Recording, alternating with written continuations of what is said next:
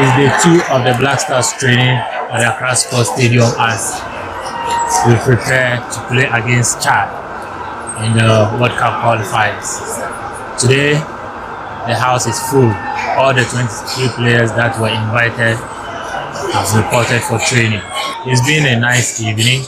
We hope that we win to qualify for the World Cup in the coming days. Pate, Inaki, and some others will have to stop training along the line because they played in a league match just yesterday or a day ago, and so the coach decided to give them some time to rest after stretching and some shake-ups.